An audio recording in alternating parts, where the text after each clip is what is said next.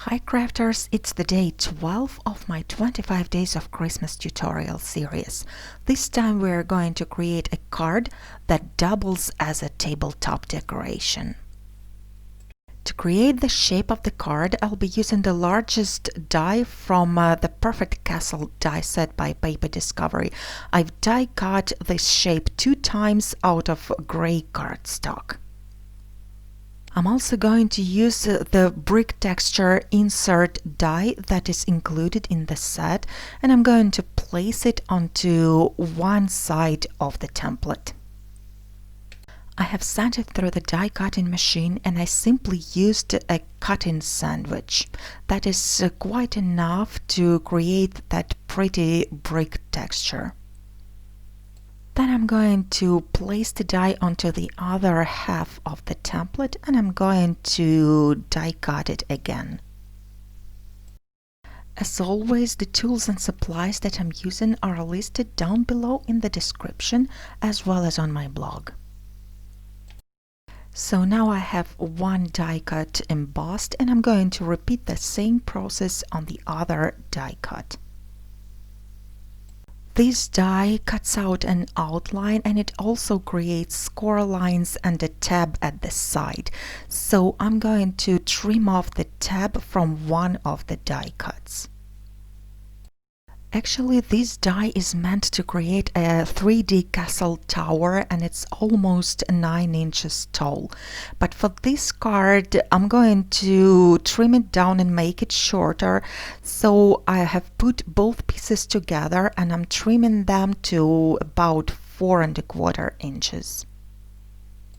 Then I'm flipping the remaining 2 pieces over and again I'm trimming them to 4¼ inches, and this way I'll have 4 templates. For this project I'm only planning to use 3 pieces out of 4, so I'm applying some glue onto the tab and I'm sticking down the next piece, and then I'm going to repeat the process one more time. The third and the last piece is the one that has no tab. It's really convenient to use the grid on the cutting mat to line up the pieces.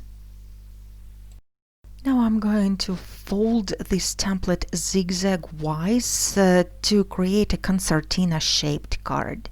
Then I'm going to lay it down flat on the surface and I'm going to attach more details. This Battlement die is from the same set, Creative Castle, and I've die cut it out of white cardstock 6 times. I'm going to apply some adhesive onto the tab at the bottom to attach the shape to the card, and then I'm folding the other tab and applying the adhesive onto it as well.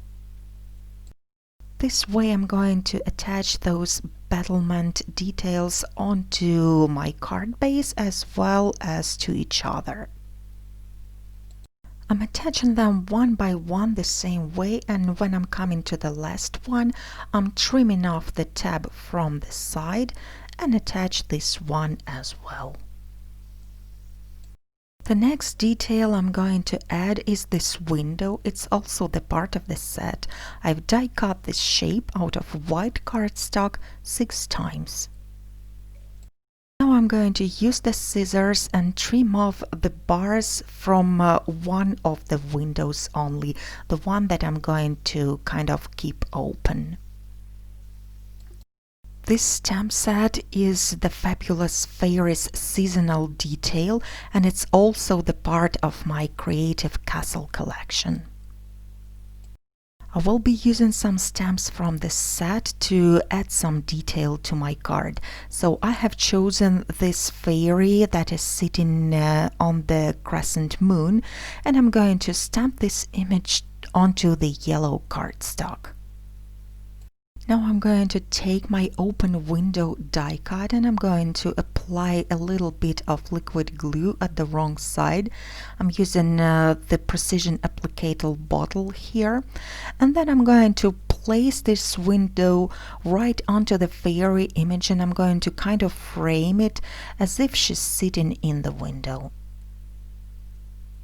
Then I'm going to apply the glue onto the next window die cut, and I'm going to stick it down onto the cardstock with no stamping, and I will do the same to the remaining window die cuts.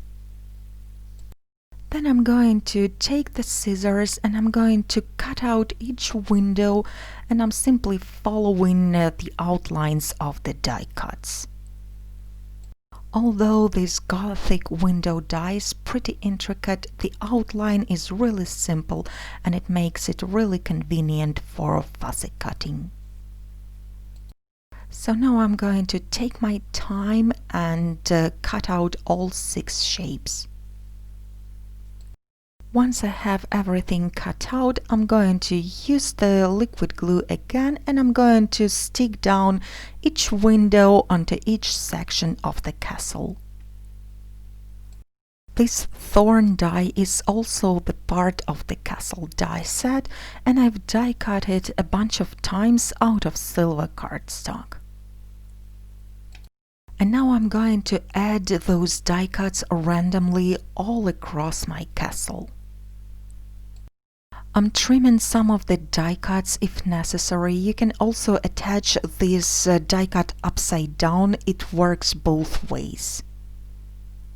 By flipping over the die cuts and clipping them into pieces, you can achieve an organic look so that the entire thing is not going to look as a repeated pattern.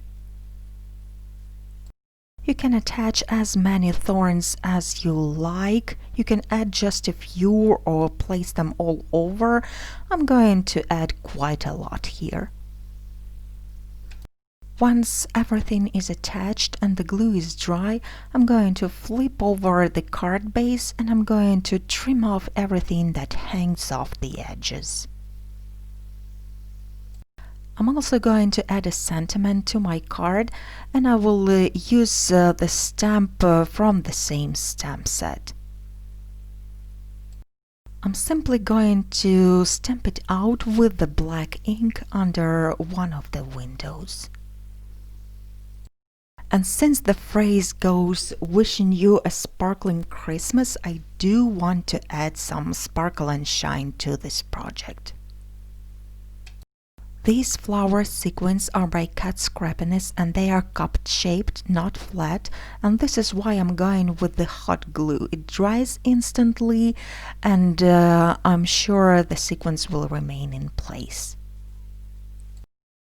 I'm holding up each sequin with the tweezers, then I'm applying a tiny bit of hot glue and I'm placing them randomly onto the thorns. And again, you can add as many or as few as you want to. When all the sequins are attached, I can call this project done. You can collapse the card like this. You can even use it as a mini album. And if you fold it in half, it fits into 6x6 standard envelope. When unfolded, this card can stand unsupported on a horizontal surface, and that makes it a perfect mantelpiece or a cabinet top decoration. And most importantly, once you have completed all the die cutting, it's really easy and quick to put together. I hope you enjoyed today's tutorial. Thank you so much for watching. Project number 13 is coming out tomorrow and I hope to see you back then. Bye bye!